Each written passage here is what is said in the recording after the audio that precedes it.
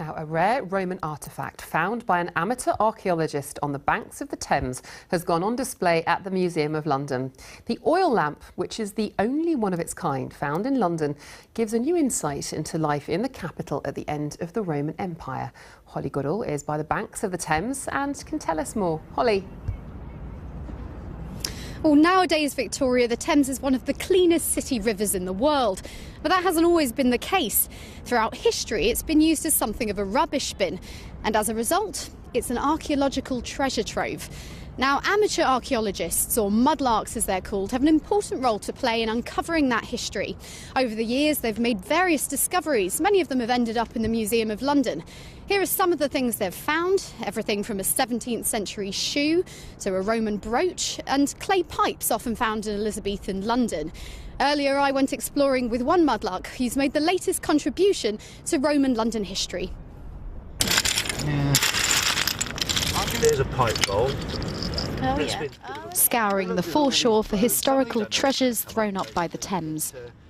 Alan's been mudlarking for years, but now one of his early finds, which he'd previously overlooked, has turned out to be a rare artefact from Roman London. It's great to have found something like that, and I suppose I feel a bit of a fraud because there are so many much better mudlarks than me, and in fact it was only the second time I'd ever been on the foreshore. I had a suit on and my best shoes. It was just so lucky that it was there and lucky that I picked it up.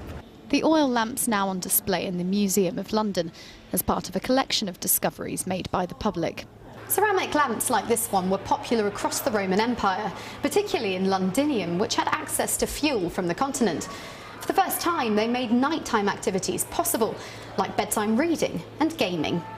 Alan's lamp was made in North Africa in the 4th or 5th century. It's the only one of its kind to be found in London and sheds light on the history of the city at the end of the Roman occupation.